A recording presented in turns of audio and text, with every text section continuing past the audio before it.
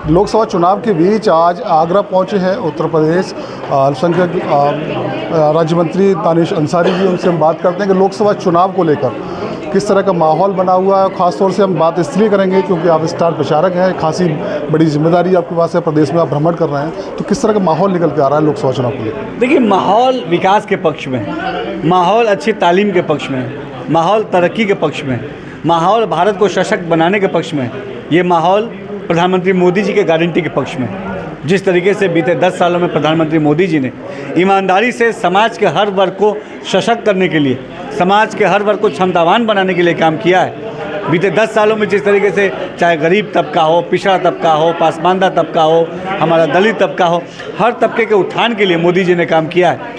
जिस तरीके से बीते 10 सालों में देश के क्षमताओं के विस्तार के लिए काम हुआ है, जिस तरीके से बीते 10 सालों में भारत का नाम विश्व के पटल पे और बेहतरीन बनाने का काम मोदी जी ने किया, हम ये कह सकते हैं कि आज मोदी की गारंटी के प्रति जनता के अंदर भरोसा है, जनता के अंदर विश्वास है और निश्चित तौर पे प्रधानमंत्री मोदी जी पूरी ईमानदारी से समाज की सेवा के लिए काम कर रहे हैं। और इस मुहिम को हम और तेज़ी से 4 जून के बाद बढ़ाएंगे।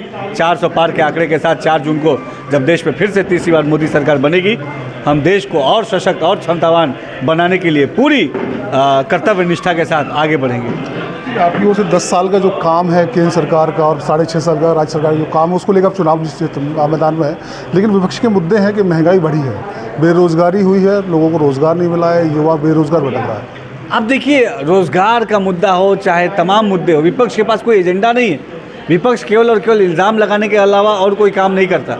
विपक्ष के पास अगर कोई भी ठोस बात है तो उसके पक्ष में कोई बातें रखनी चाहिए। केवल हवाई बात करने से नहीं होगा। जनता जानती है कि यही विपक्ष कांग्रेस पार्टी जब सत्ता में थी 2004 से लेकर 14 तक, तब देश की कितनी बुरी स्थिति कांग्रेस पार्टी ने की थी। देश को भ्रष्टाचार की तरफ कांग्रेस पार्टी ने ढकेला था, देश को आतंकवाद की तरफ कांग्रेस पार्टी ने ढकेला था, देश के नौजवानों के भविष्य के साथ खिलवाड़ कांग्रेस पार्टी ने किया था, देश की महिलाओं के साथ कितना बुरा व्यवहार कांग्रेस पार्टी ने किया था। ये देश की जनता भूली नहीं है। समाजवादी पार्टी 2012 से लेकर 17 तक किस तरीके से समाजवादी पार्टी ने उत्तर प्रदेश को अपराध की तरफ ढकेला, उत्तर प्रदेश में किस तरीके से अपराधियों को संरक्षण देने का काम समाजवादी पार्टी ने किया, किस तरीके से उत्तर प्रदेश में एक भय का माहौल समाजवादी पार्टी ने बनाया, ये हमारे उत्तर प्रदेश के लोग नहीं भूले हैं। उत्तर प्रदेश की जनता और देश की जनता जानती है कि जो इंडिया अलायंस गठबंधन है, ये केवल और केवल एक फूला हुआ गुब्बारा है जो 4 तारीख को फूट जाएगा। एक डूबती हुई नाव है इंडिया अलायंस गठबंधन, जिस पे सवार एक लोग उसका साथ छोड़ रहे हैं। आप देखिए, अमेठी तक पे प्रत्याशी उतारने में कितनी हिचकिचाहट कांग्रेस पार्टी ने दिखाई, कितना डर कांग्रेस पार्टी के अंदर था। ये डर था हार का, ये डर था जनता का सामना करने का।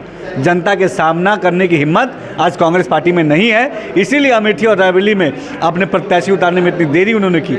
जनता तमाम जितनी भी चीज़ें, जितने भी दगा, जितना भी फरेब कांग्रेस पार्टी ने और समाजवादी पार्टी ने जनता के साथ किया है, इन तमाम चीज़ों का जवाब जनता इस चुनाव में देगी। इस लोकसभा चुनाव में बसपा के नेशनल कोऑर्डिनेटर के तौर पर आकाश आनंद सक्रिय हैं और लगातार भारत सरकार और राज्य सरकार पर हमलावर हैं। तमाम मुद्दों को लेकर घेर रहे हैं। खासतौर से ये कहते हैं कि दलित समुदाय को और अल्पसंख्यक समुदाय को बहकाने का काम किया है और अब भी आप लोग बहका रहे हैं। देखिए, सक्रिय सबकी अपनी स्वतंत्रता है, राजनीति में सक्रिय होना।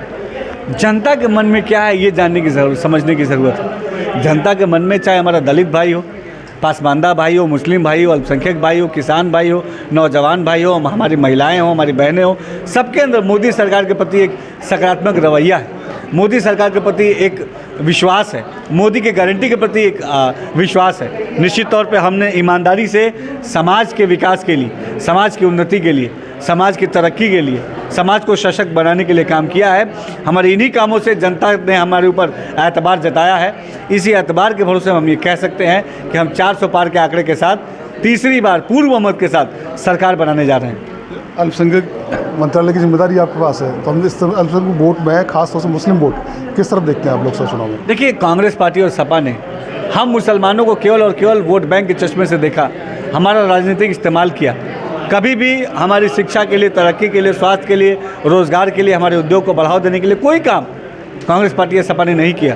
इसके उलट हमारे प्रधानमंत्री मोदी जी ने बीते 10 सालों में अल्पसंख्यक समाज को सशक्त करने के लिए पूरी ईमानदारी से काम किया है। आज अल्पसंख्यक समाज ये देख रहा है कि हर योजना में 35% 40% की हिस्सेदारी मुसलमानों को मिल रही है, बिना भेदभाव के और बिना भ्रष्टाचार के।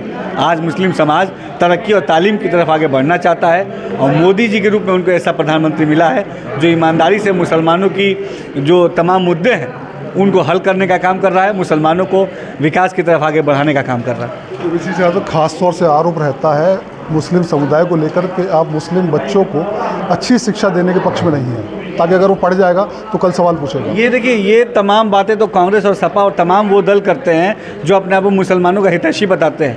मुस्लिम समाज के नौजवानों की शिक्षा को बेहतर बनाने का किसी ने काम किया तो मोदी और योगी सरकार ने किया।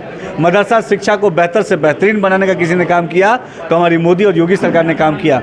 मदरसों में आधुनिक शिक्षा लागू करने का किसी ने काम किया तो हमारी मोदी और योगी सरकार ने किया।